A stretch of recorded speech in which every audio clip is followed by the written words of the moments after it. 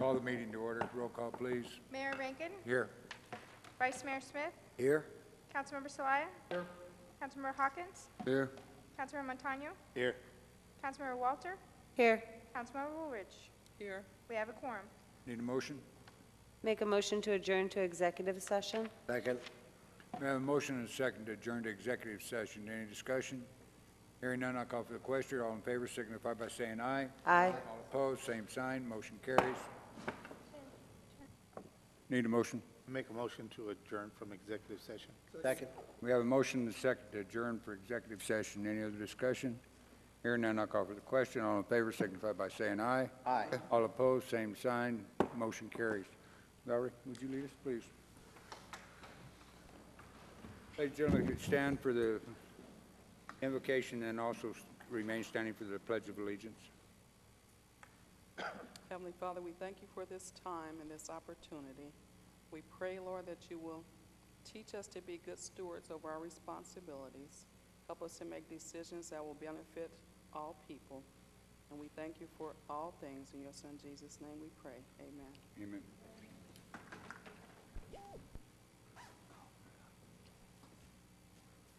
I pledge allegiance to the flag of the United States of America and to the republic for which it stands, one nation, under God, indivisible, with liberty and justice for all.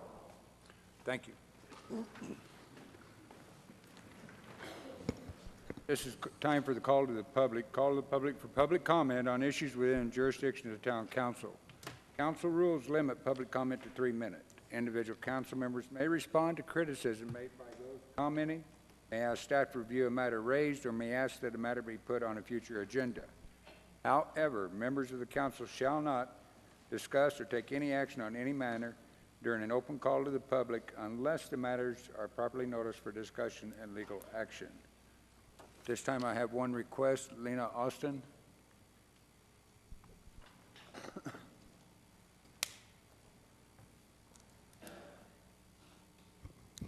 Mayor Rankin and members of the council, thank you for this opportunity to address you. I'm here today to talk about the rezoning, the zoning for Territory Square. You may recall, there are 3 things that I would like to see happen from this. I would like to see the Territory Square zoning limits come all the way to the curb on North First Street.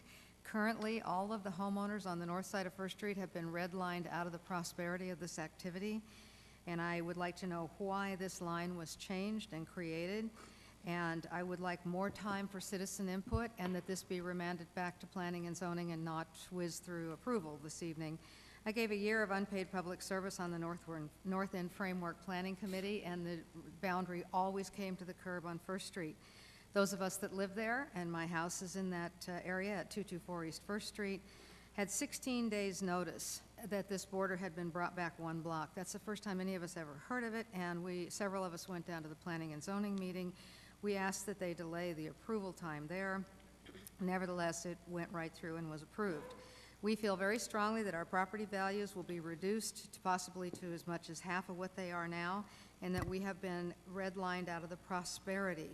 It appears as though this was done to avoid the expense for the developers of buying all of our homes on First Street. It appears that the town council is willing to export all of the prosperity and the money from this development to Scottsdale families and not allow your own citizens to be part of the prosperity of Territory Square. I wondered what consumer protection was built into the planning and zoning department to prevent the citizens from being financially harmed. We don't know if there's going to be a 10-foot wall in our backyard with a street light that's on 24 hours a day. I am a real estate broker, and I know that real estate comes with a bundle of rights, including the right to quiet enjoyment of my own property. In an effort to find consumer protection rights, I went online to the American Planners Association and read their Code of Ethics. Section 1A begins with, our overall responsibility is to the public. Our primary obligation is to serve the public's interest.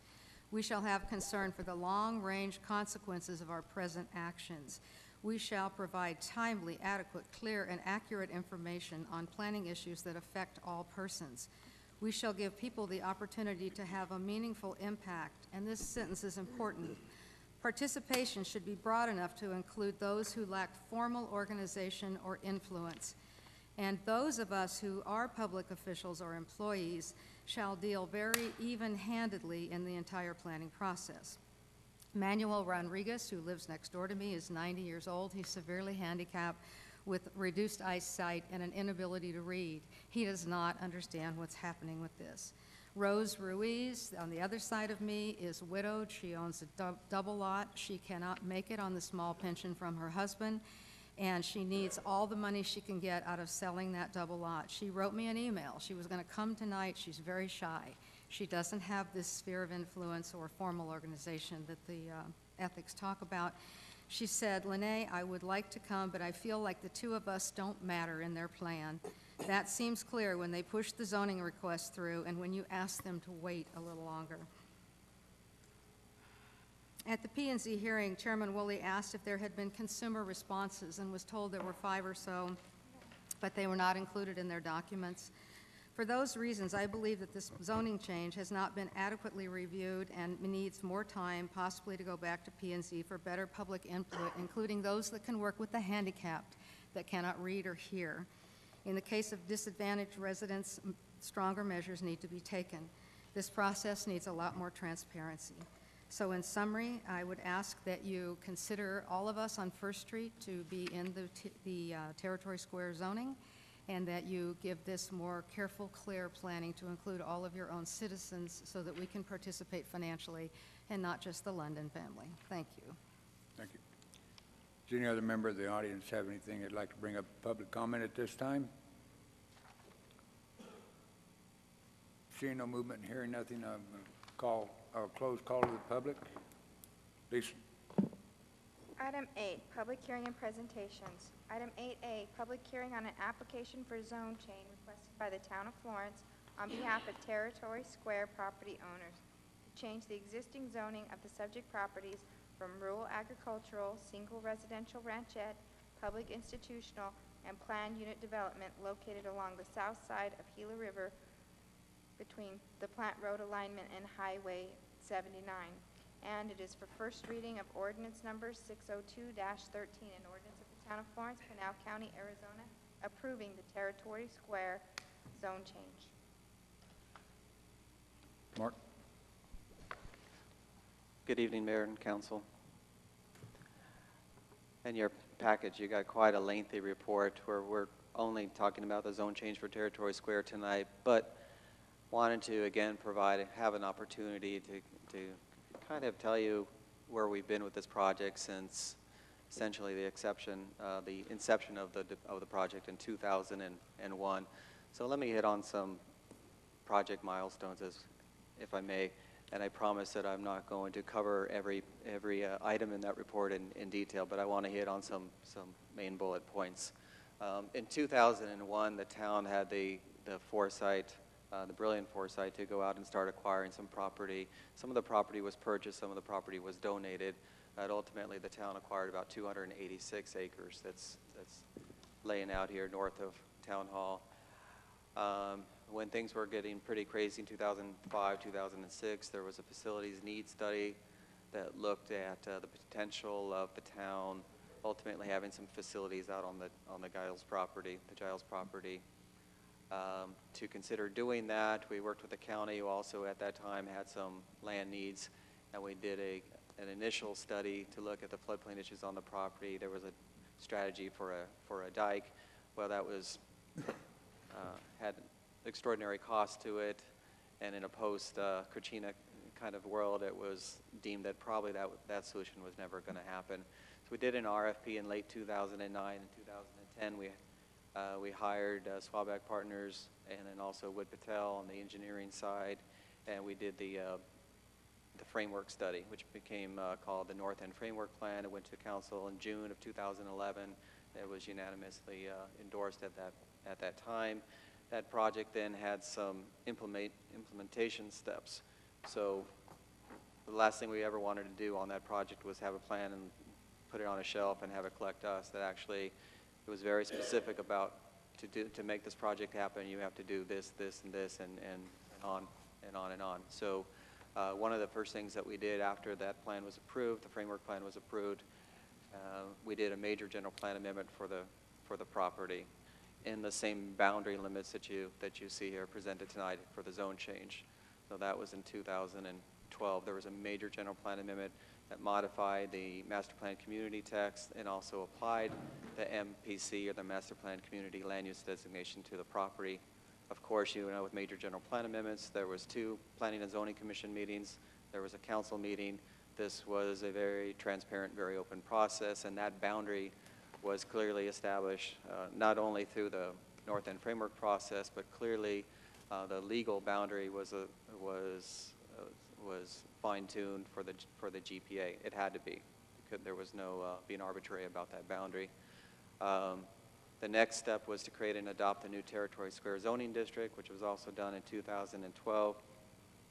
The town realized that with an exceptional project, we needed to have an exceptional zoning category that was even more unique than our PAD zoning category. So the town developed the Territory Square zoning district and incorporated that in the town zoning ordinance. Again, that boundary for the project remained the same and is as what you see here tonight with this zoning action. Also, in 2013, we commenced doing the Clomar and the Lomar efforts for the phase 1 of the development. The Clomar, the conditional letter of map revision for the BEMA process, encompasses all of the Territory Square property. The Lomar is being done for the 40-acre piece that the town owns that we're looking to do development on in the next coming years or so. And as you know, that also has been a matter of discussion when we've gone through the budget process about talking about next phases on that property, getting it ready for not only potentially public development, but there's opportunities for private development on that property as well. And so tonight, quite a bit later here, we sit here to apply the zoning that we created on this property. And the only reason that wasn't done any earlier was that we kind of shifted gears for a little bit. We put some emphasis on doing some engineering work, the Clomar, working on the Lomar, trying to get our 40 acres up to speed.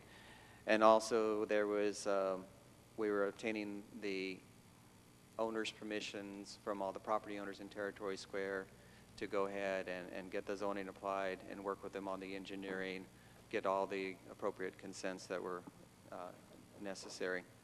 So all that has been done, and now tonight we are not creating a new zoning district. There's not a PAD. There's no stipulations. Nothing out of the ordinary. We're just merely applying the zoning district that the council unanimously supported on the property. And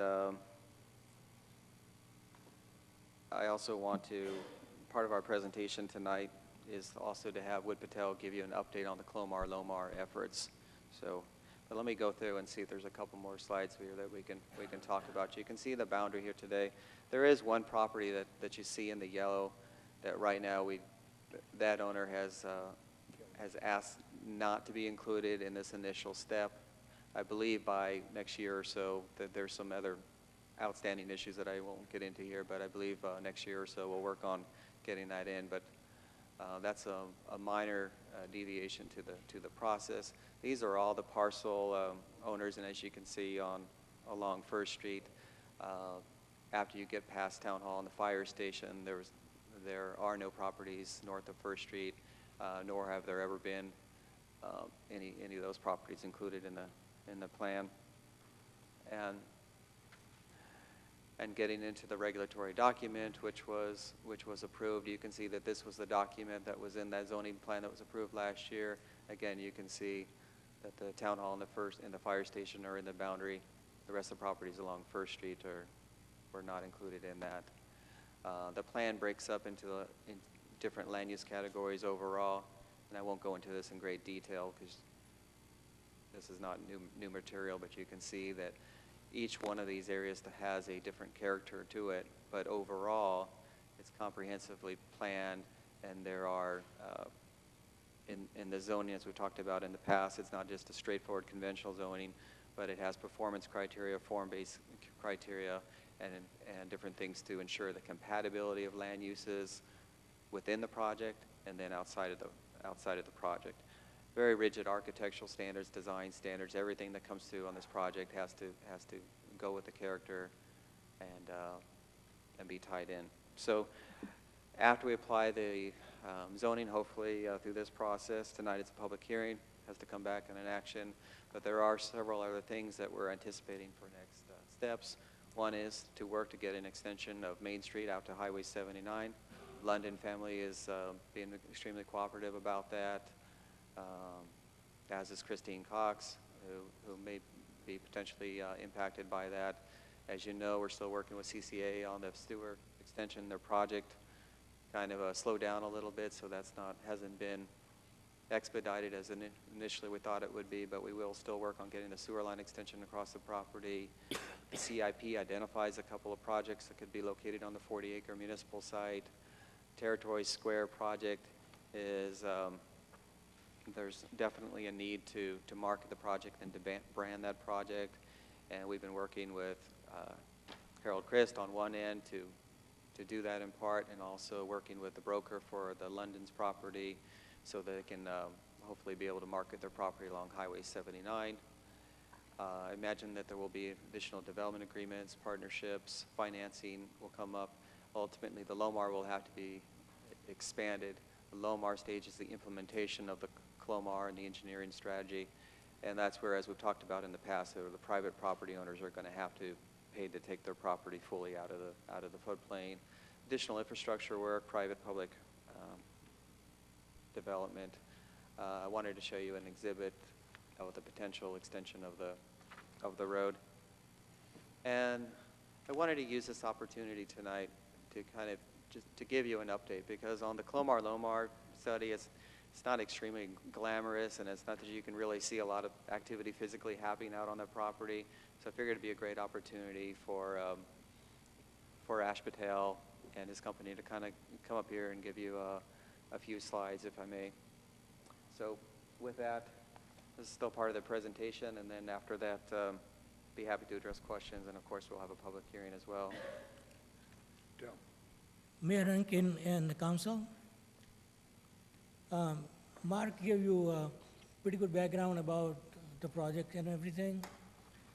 My goal is to tell you a little bit about LOMAR process, what we have accomplished and where we are going. Like this slide says, we had a design team of 4 consultants. My office, Wood Patel. Geotech was done by Alpha. Eco Engineering did a Section 404 review, and a biological review was done by Del Sol. A lot of this stuff is already done, so we will cover what tasks are already completed also. Project review. You have seen the site before, so I don't want to go into that detail. This slide shows our study limit. It's about roughly 3 miles along Gila River. 40-acre parcel is initial goal of removing that from the floodplain. So whatever we have accomplished so far is to remove the floodplain through CLOMAR process. Our project actually right now, document is complete, and we are going to submit the document pretty soon to the FEMA. Currently, Gila River, as you know, is a large floodplain. Actually, it's about 1 mile across, and the study area, as you can see, is pretty much covered by this particular slide. As part of North End framework plan, we did several options as to how to remove the floodplain and make the property available for land use. About 4 options were done, including the levee option, which was the most cost-effective one, the most costly one. So the one you see there is the most cost-effective one. What we figured out was it was impossible to bring enough dirt from outside sources. So we generated dirt right from the overbank of Gila River. The color indicate the light blue, a light green, and a dark green. That's the area of excavation. Area with darker blue on the south side is the fill area. Here, the color in the pink shows the fill area. So this is the area which will be removed once we go through the whole CLOMAR process in phase 2 portion of the work. This thing shows the land use and the open space. Scope of services, I want to introduce my project manager. So he's going to cover the project scope of services. James Talon.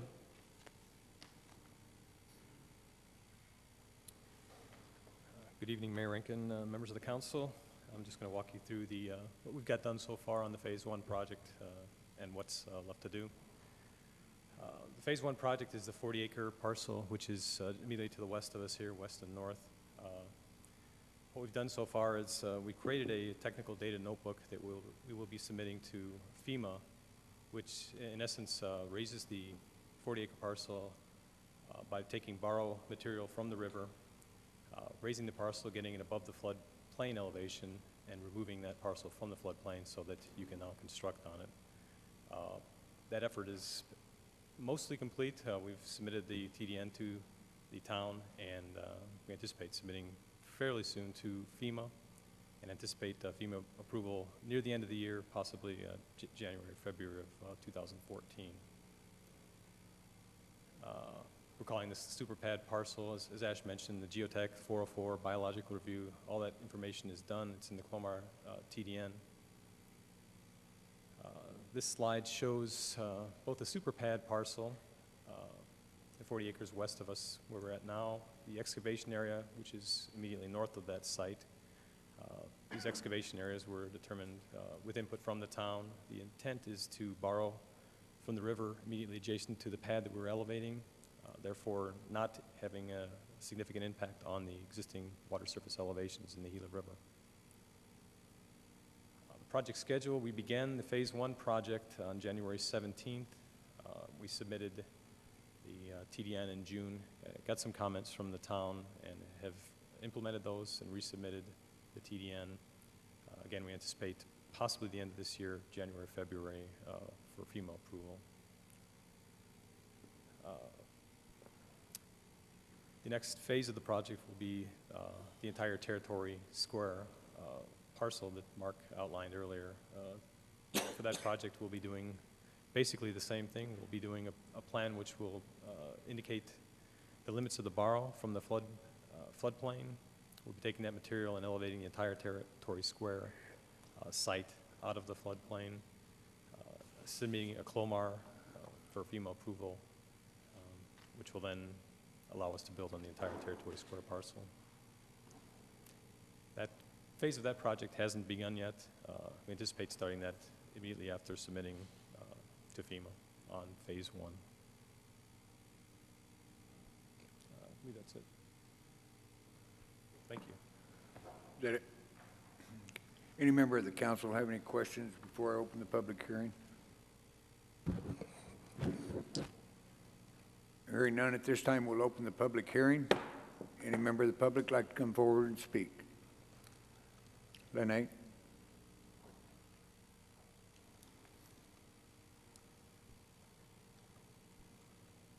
Thank you. I just want you to know I'm very, very pro-economic development, and I'm very much in favor of this program, and I want to see it happen.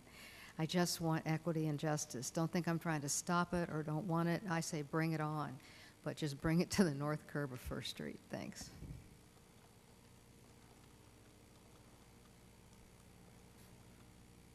Okay, well, I'm going to ask Mark to address that.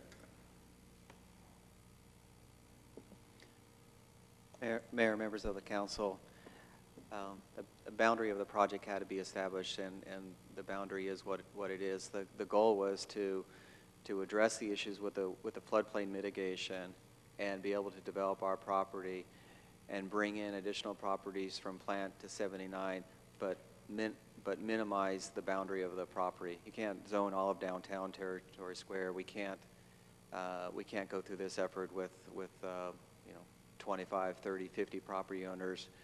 So, as we were doing the North End Framework Plan, the boundary was established. Lene was an active committee member on the project. She was on the committee as representing the Chamber of Commerce at that time. So she was on there for her perspective from an economic development representing the Chamber of Commerce, not ever as a property owner. We've always worked with the same property owners on the project. The ones that have been most active all the time have been Lynn London, Harold Christ, Guy Rankin. A couple others have showed up at a meeting here and there, but it's always been that group of people. And then also the other issue factor is that we're dealing mostly with undeveloped land, with the exception of the improvements, some initial improvements that Harold has done on his property. But in general, we're dealing with largely undeveloped land and not coming in and trying to work with existing conditions and existing homes and businesses and things like that. Okay, my question to you, Mark, then, if I understand you right, during all the meetings and everything, First Street was not ever included in any of the meetings, or had been looked at as being included, is that correct? Mayor, Council, from the inception of the project in 2010, when we started working with the consulting firm, no, the properties along the north side of First Street, other than Town Hall and the fire station, were never included. And our process has been, I think sometimes I've had people say, you know, gosh, we're going to talk about that project again, or we have another item on that, you know, another discussion on that item again. It's been very transparent. It's been very open. The boundaries have been established in several documents before we even got to this item tonight. So, and then as far as this item is concerned, we have followed all of the requirements for posting the notice in the paper, sending notice to all the surrounding property owners, holding the Planning and Zoning Commission, posting notice for this meeting, and also a sign was posted on the site, which is not even a state statutory requirement. That's just something that we do. If I look at this, looking at the map and everything, depending on the way the project goes in on Territory Square, it actually could improve the value of the property along First Street. Mayor, members of the council, we absolutely believe that the development of this property would have positive repercussions throughout the town, particularly in downtown, particularly if you're in close proximity. The ability to do the Main Street extension, the ability to get some, improve the access. This project also has allowed us, it's given us some weight with the ADOT North-South Corridor project and trying to move the corridor a little bit the direction so we have the access off of Butte. So this project has done a lot of wonderful things to date, and it will continue to do a lot of wonderful things. And I believe, you know, I have to look into a crystal ball, of course, but I believe that it's going to enhance property values all around it. Mark, I know today I saw him out there in that field disking up the tumbleweeds and stuff that had been growing there, and the houses over there were covered with dust. I think the thing that I'd like to look at and make sure that anything we do in that project doesn't devalue the property next to them. I think that would be a black eye on us. And so when you're doing we all feel about the same way. Let's do a good project, but don't devalue anybody else's property in doing it. No, I think it's definitely going to raise everybody's property value in the area. I can't imagine it being a detriment.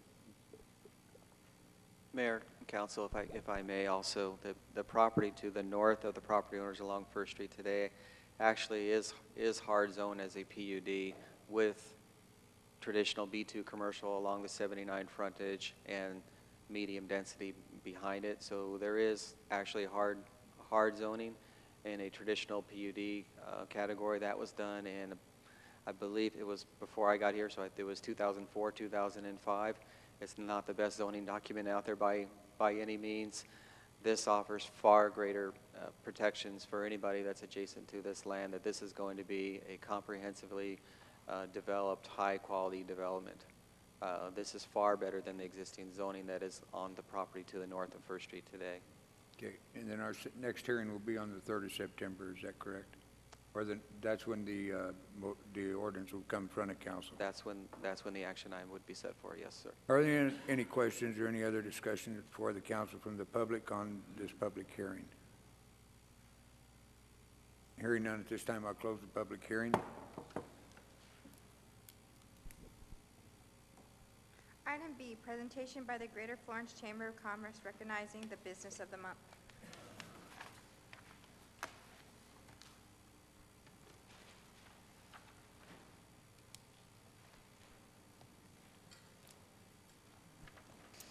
Good evening, Mayor and council members. My name is Susan Crestis. I'm with the Greater Florence Chamber of Commerce. and it is my great honor to present our August Business of the Month to the Windmill Winery, to this fine gentleman here, Mr. Harold Christ. We are very proud to have him as a member of the Chamber. This is a wonderful place located on Butte Avenue, right here in Florence. It's a fantastic place to go for a wedding, a social event, and I can tell you he's got great wine there. And he has been a fantastic person for us to know. I personally think this man is awesome. He has brought a taste, I feel, of elegance to our town. And Harold, on behalf of the Chamber, I want to present you with this plaque, sir.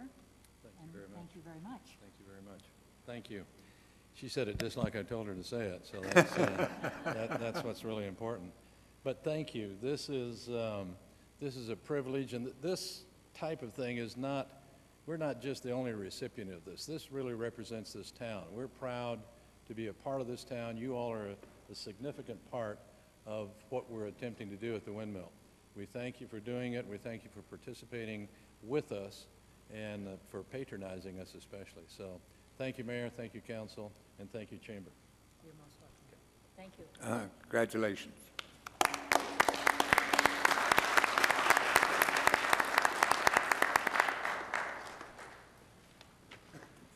Item 8C, presentation of Years of Service Award to Dorothy Cardenas for 15 years of dedicated service to the town of Florence.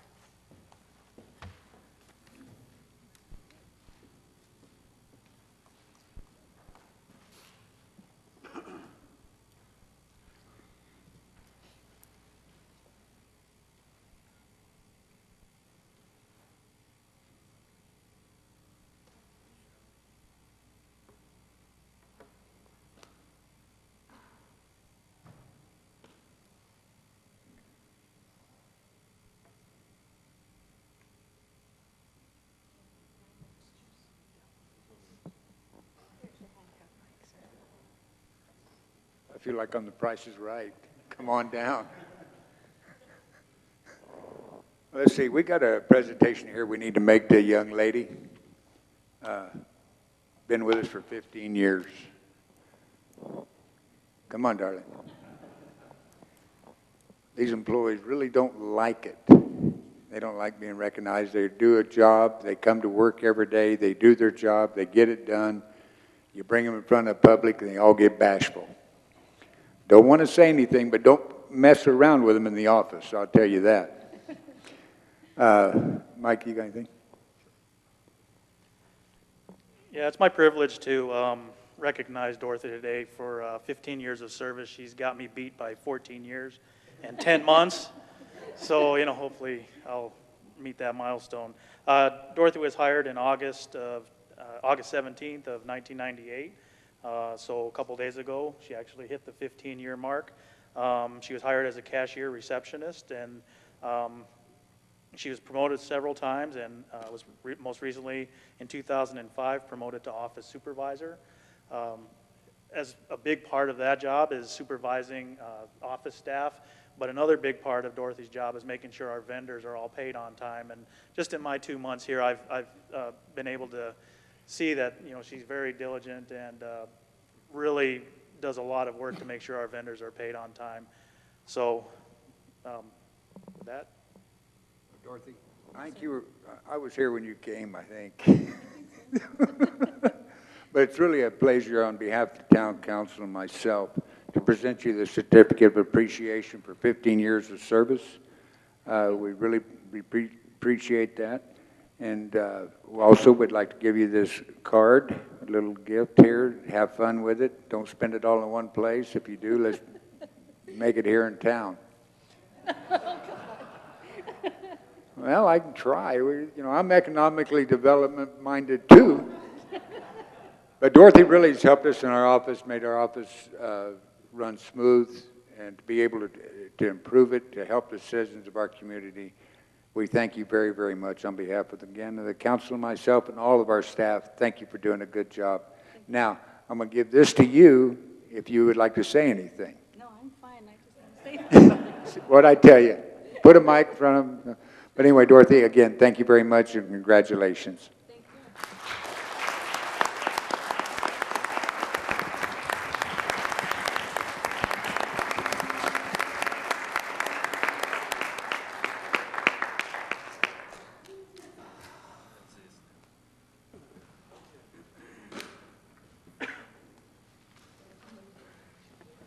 Item 9, consent agenda. All items indicated with an asterisk will be handled by a single vote as part of the consent agenda unless a council member or member of the public objects at the time of the call.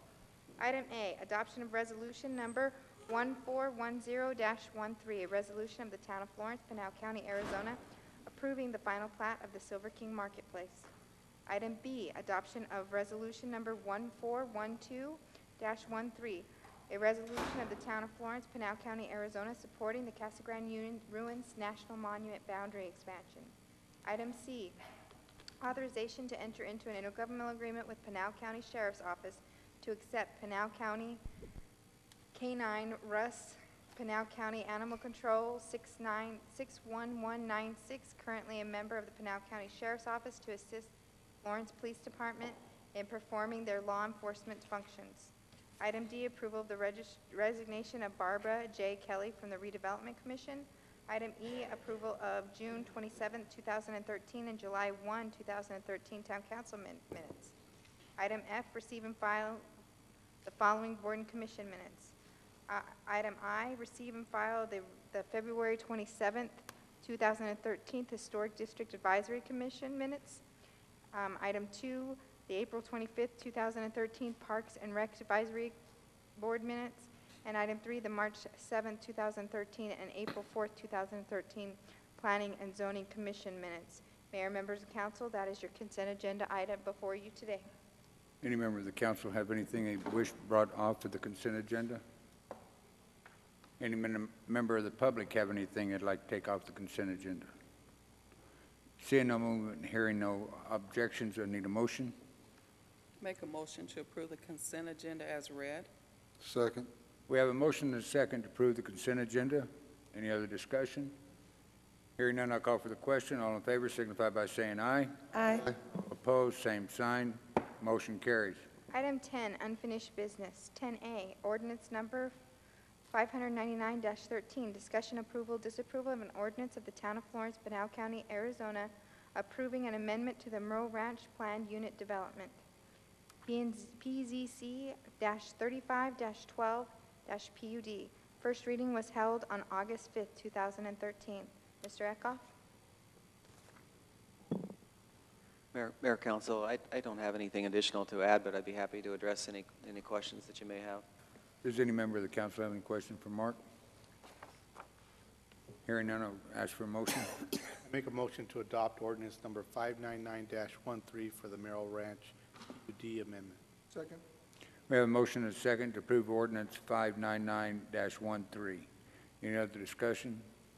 Hearing none, I'll call for the question. All in favor signify by saying aye. Aye. All opposed, same sign. Motion carries. Item 11, new business.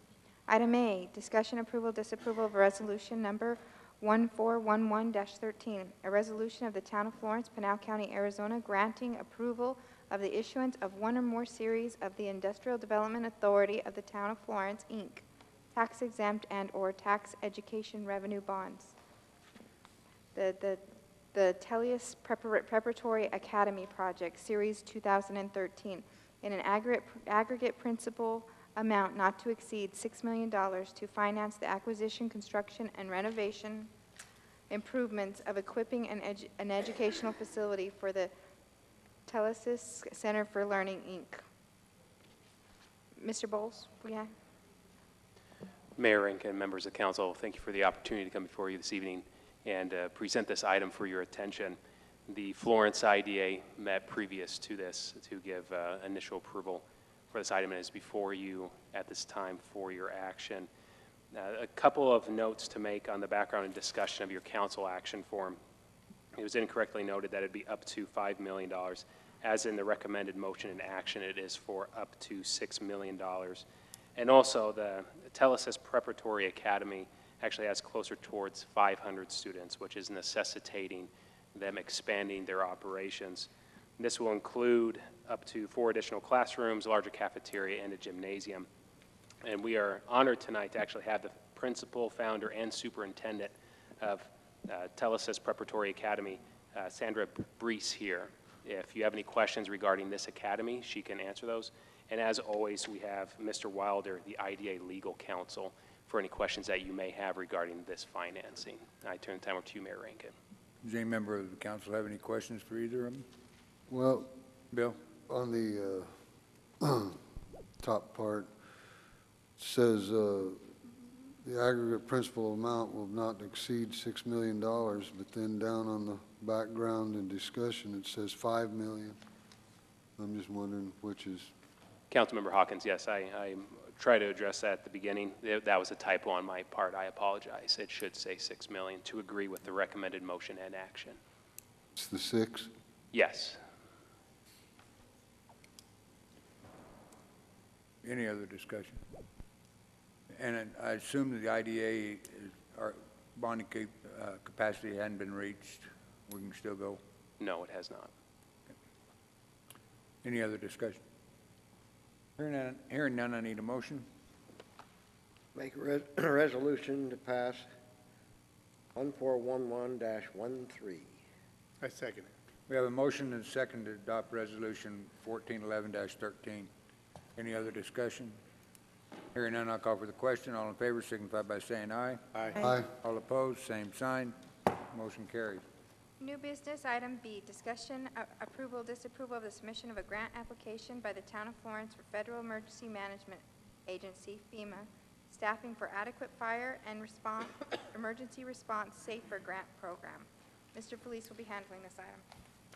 Thank you, Mayor and Council, for the opportunity to present this item. Staff is requesting action on a grant application in the amount of $463,902 to pay salary and benefits for 3 full-time firefighters under the Staffing for Adequate Fire and Emergency Response Grant Program, also known as SAFER. If funded, the grant will be for a period of 2 years and will bring the fire department into compliance with NFPA 1710 standards. This is a key component of the SAFER program. There is no match required by the funding source. The town expects to spend about $3,500 for each firefighter for turnouts, uniforms, and other related expenses. There's no requirement by the funding source to maintain the positions once the grant funding is ended, but the staff is confident that the positions will be able to be picked up after all grant funds have been expended. The deadline to apply is August 30th, and I'm happy to answer any questions you might have, and Chief Sick can answer any questions, any technical questions regarding this application. Any member of the council have any questions? Bill? Yes. I'm wondering, is there a way to go ahead and apply for it, but if you are granted the funds, that we hold off to see if we actually do this annexation? We have to, I mean, when would we have to start hiring? We'd have to start, once awarded, we have 90 days to bring the staff online. Okay, If I may, Mayor, Councilman Hawkins, council members, this request for grant funding is not directly related to the annexation. We did have the possibility, the staff did, to request up to an additional 12 positions. However, this is related to fully staffing the additional staff members necessary in the Anthem area for at least individuals to the engine that is currently up there. This will also allow us to staff appropriately for medical response in that area as well. If the annexation does move forward, we do anticipate that we would have to request additional positions through grant funding the next fiscal cycle. So this one is not directly attached to that. This is simply to make sure we are fully staffed in the Anthem area. this is something that been talking about for several years, right? Getting the 4 guys on the truck at all times. That is correct, sir. Right. If the town does move forward and the annexations are successful, the staff will have to come back to town council and request additional positions. In addition, we would seek additional positions through the grant funding for next fiscal year through the SAFER grant as well. Right. You're saying we're going to request more positions on top of these? Yes, if the annexations are successful. So these are unrelated to that at this point in time.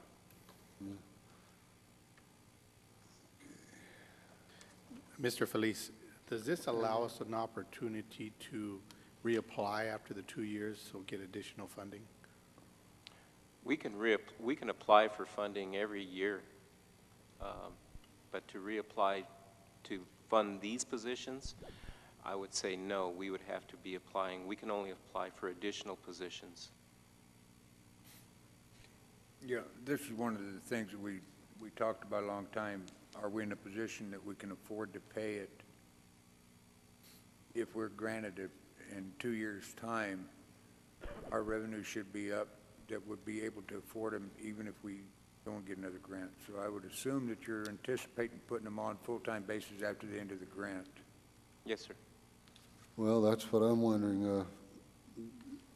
Where are we getting our forecast for this extra money? I mean, you know, I've never been a real fan of hiring people on grants for a year or 2 years or even 3 years. And then, you know, we always talk about we never lay anybody off. We always, you know, that's our big deal. But, you know, and it's not that I'm against, you know, public safety by any means. I'm just wondering, you know, if we're going to keep adding positions that we've done okay without. I think we need to look at this as an opportunity to have 3 positions funded at a minimal expense, whether we can maintain them afterwards or not. You know, that's neither here or there. You state that in the contract with the employees that you hire on, saying, hey, this is a grant-funded position. We use that up, and it's a gamble that we may or may not have the funding at the end of the term, but at least we've got 3 people that are covering. I mean, that's the advantage of this. You know, I think that if an employee knows that they're in a grant-funded position and there's a possibility that it won't be there in the next year, they take measures throughout their time here to maybe gather the experience. And if there is a position that's funded, that's a foot in the door for them. If there's not, at least they have plenty of time to look for employment someplace else. This is 3 free firefighters. And I'm also going to concur with what you said and add to it. We would, in fact, save money as a town because currently we, to my understanding, staff that 4th position 5 out of 7 days a week. Can you clarify for that for us, Chief? Yes, Mr. Mayor, members of council, we currently staff the latter, that 4th position with part-time personnel. So what this will do is it will cause savings because I can take those part-time personnel and put them more hours on the TRV, which will take the call volume off of those bigger trucks to run calls also. Has the fire department ever looked at bringing in some volunteers, doing a volunteer program to help out with some of this? I think, you know, a lot of the communities do that, and I'm just wondering, you know, why we're not, you know. Yeah, Mr. Mayor, members of council. Some of the slack. Don't get me wrong, I'm for I know. covering, you know, what we need to cover, but, and the experience and all that, but I just, you know, I haven't, it's pretty hard to, I don't know, I don't think we've done it in the past, open positions, taking them on, and then laid anybody off that I know of. You know, one of the issues I saw from last year, we had a very similar grant that came to us, and the need was for 3 firefighters. The positions they were looking to fill were the administrative positions. This does meet the needs that we needed positions to be filled, and this grant is in line with what we really need. Mayor, Council, if I may also mention to you, preliminarily in talking to the Director of Finance, Mr. Farina, you know, we anticipated approximately $400,000 in additional revenue coming into budgeting for this fiscal year, 13-14. Our bottom line number at this point, preliminary, looks about $800,000 came in at the end of June 30th of last year. So that is an additional $400,000 that we have not anticipated as well that is recurring revenue. So I think going into the 13-14 fiscal year, we are already under budgeting, which is a good thing.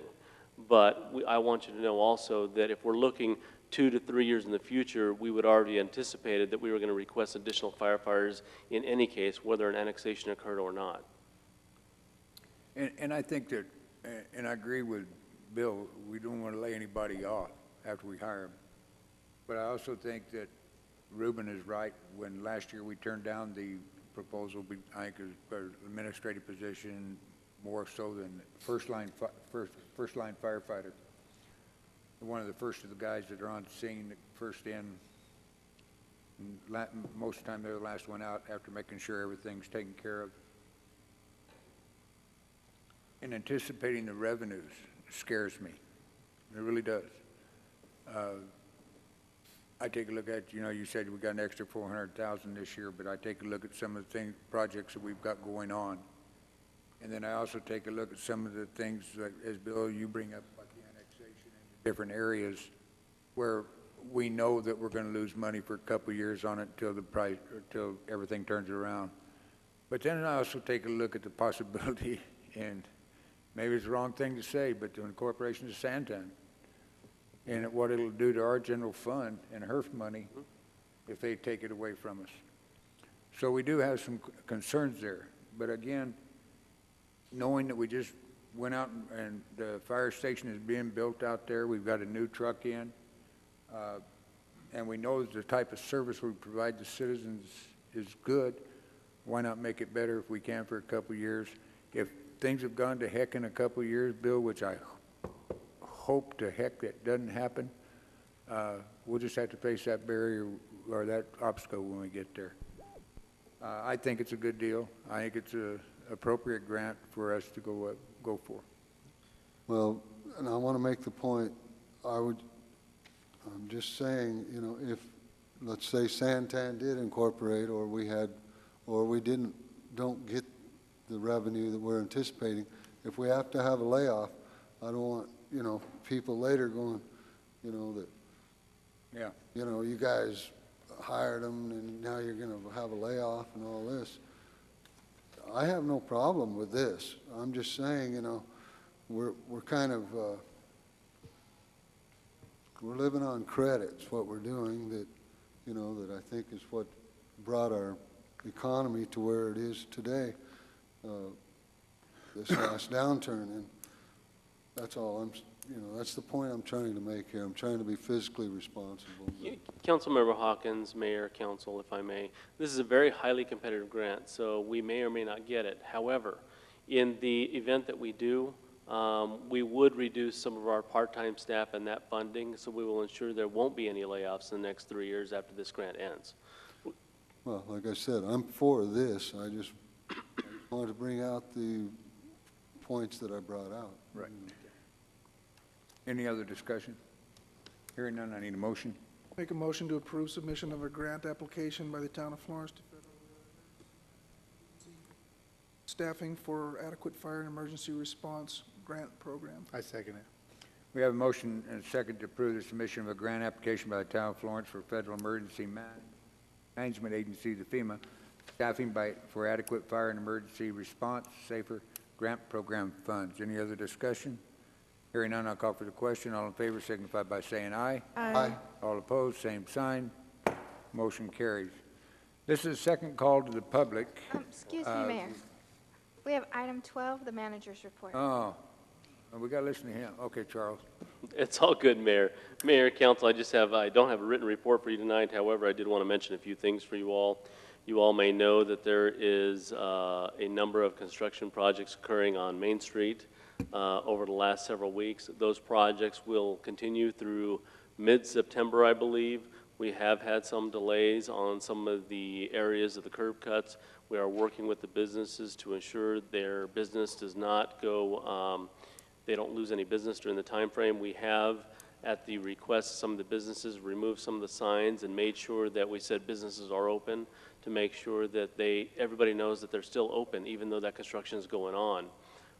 But we do anticipate that will be completed, the construction on the curb cuts and those things, by mid-September. Second item I have is you all may have seen that in the last week and a half, a number of the bulk trash items have been removed from the core area of Florence. We have been working consistently. Jess the assistant town manager, has been working consistently with RAD to ensure that occurs. However, I would say that if you all are aware of any items or anything in town that has not been addressed, please let us know. Please let myself or Jess know, and we'll make sure that gets taken care of. And the last item I did want to mention to you all, as the mayor and Mr. Hawkins had mentioned, I do have a preliminary meeting coming up in the next week or so with managers regarding potential Santan incorporation. It's just preliminary to make sure that if anything occurs in the future, we're all on the same page. So I want to make sure you all are aware of that. If anything comes of it, we'll make sure we bring you guys up to date if anything comes up out of that meeting. So that's all I have. Thank you. Any questions of the manager? Yeah, on the trash issue, I had asked Jess to, one of our residents, the Lazaragas, had contacted me, and I haven't had a chance to talk to Jess, but if you can touch base with him, they have some things that we might want to take a look at. I'll make sure to take care of that. Anything else? Okay, now we'll go to the second call of the public. Anybody from the public have anything they'd like to say? Same as we had under 7. Seeing no motion, call to the council. Tommy? Nothing at this time. Ruben? Nothing. Tara? I have nothing. Bill? I just want to say, I think the new handicap ramps that they are putting on Main Street and the way they kind of jut out, I think that's going to kind of add a little uniqueness to Main Street. I think it's going to look nice. At first, I wasn't too sure about it until I saw one, a couple of them finished, and I think it's going to jazz it up a little bit. Yeah. Valerie? I don't have anything tonight. Tom? Nothing this evening. The only thing I can say is we need to keep on top of that company. Well, I've got that, I take a look down at Butte, Maine. I don't know what takes them so long to get that curb and gutter done there. If it takes them as long to do that curb cut in front of Doretta's place, you're going to have one mad lady on your tail end, and I don't blame her. You know, we have to put up with some inconvenience, I understand that. But when it's delayed and delayed, and I know we have some rain issues and stuff like that, but I drove by her place today and I said, why? If that takes 2 weeks like this other stuff taken, I'll help her. So, ladies and gentlemen, we've done a lot tonight. We have a lot going in this community. We have a lot of things being discussed, whether we're doing things right or wrong. All we can do is attempt to do what we think is right, and I'm proud of this council for standing up the way they have. And I'm proud the citizens are still taking a look at us and asking questions about what we're doing. With that, I need a motion. Make a motion, we adjourn. Second. We have a motion and a second to adjourn. All in favor signify by saying aye. Aye. All opposed, same sign. Motion carries. We're adjourned.